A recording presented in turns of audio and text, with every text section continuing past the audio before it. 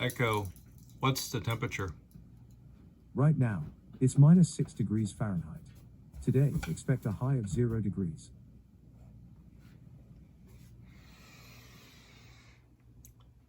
What do you think, everyone?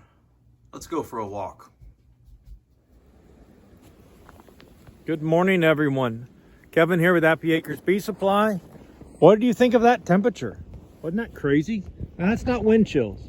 Wind chills are closer to -30. We've got some pretty good blowing snow coming across these fields. So we wanted to walk out and look at our apiaries and just make sure that everything's good. Lids didn't blow off or anything. We put a lot of weight on top of them, but 40-mile-an-hour winds last night. You just, well, peace of mind. So one thing we wanted to add, we get questions a lot about our snow on the entrances. We do not remove that. That's important for two reasons. It helps keep the air from just right into the hive, so it insulates a little bit, but it also tells us when the bees are starting to fly, because when they do, they'll actually come out the top. So back in the fall, after the flow, we put this spacer in so we can put a hard sugar brick in the hive, and then we flip our inner covers so the notch is down, put a piece of 1-inch rigid foam to help insulate the hive from cold temperatures where warm temperatures meet, which that would normally cause condensation. But on this one, we love showing the proof that moisture is getting out of the hive with that frost that's there. We have seen an icicle form if the conditions are right from that notch, which really tells us a lot of that humidity is going right out the hive where it needs to be. So another thing for winter prep is it actually starts when you select your site for your apiary. So we've got a natural windbreak here. These cedars provide a lot of shelter from these really cold winds. You can see all that snow kicking up over there.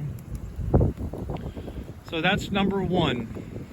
Back in July, we start treating for mites so that we can get a grasp on the threshold of mites and the viruses. We'll check again in late September, and if we need to treat, well, we get another treatment. But we also stopped doing hive inspections in that time, which is extremely important. It gives bees a chance to seal up all of these gaps, and that's the same time when we put these shims on up here, it gives bees a chance to propolis that. That's your windbreak. So we're not a fan of putting tarps over your hives, which can actually hold condensation and carbon monoxide, and it can rob your bees of the oxygen that they need. You can wrap them. There's insulated wraps. Not saying that it's a bad thing to wrap with those that are made to wrap with beehives. Everything else doesn't really help with the wind if it doesn't have that insulation with it. Remember, bees have been placed in boxes for 160, 180 years. So what can you do to really help them through wintertime? Well, right now, you're kind of at a Hail Mary with the winter. Adding those sugar bricks, and that's a matter of lifting the back of the hives to see if they're getting light. And we'll add sugar bricks if it's 30 degrees. You're popping that inner cover off of the back, popping a sugar brick in, it should take you 10 seconds. Liz has a great saying that bees can produce more heat, but they cannot produce more food. So it's vital to make sure they do not starve to death. That's usually more of a problem in late February and March, as winter stores have been low. Back in August, we started checking the weight of hives. If they were light, we fed them.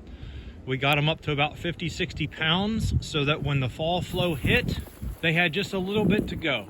And this year we happened to have a bad fall flow, so we didn't have to feed them very much. Bees are very efficient at what they do, turning syrup or nectar from flowers into something they can consume over wintertime. They just have to have time to do it. They can't do it in a few short weeks. So These are learning curves a lot of people have. That's why we're here to try to help. Now, all of these hives are right next to our driveway as you come down to our store. We want these to be on display for people, so as they drive by, they can get an idea of what we're doing, what we've found works well for here in our part of the country, and some of the techniques that we use. If you guys have questions, stop in the store, and hopefully you guys have a lot of success as well. That's why we're here, to help everyone out. Take care, and we're going to come back in a day or two and see if we can see a horizontal icicle come out of the top of the inner covers. The hive for the next couple of days is supposed to be in the low single digits. There's some of that wonderful wind wisping through. Luckily, we don't have very much wind right here behind these cedars, but over there, I walked out in the mailbox. It was a different story. So everyone be safe and have a good winter. See you in the spring.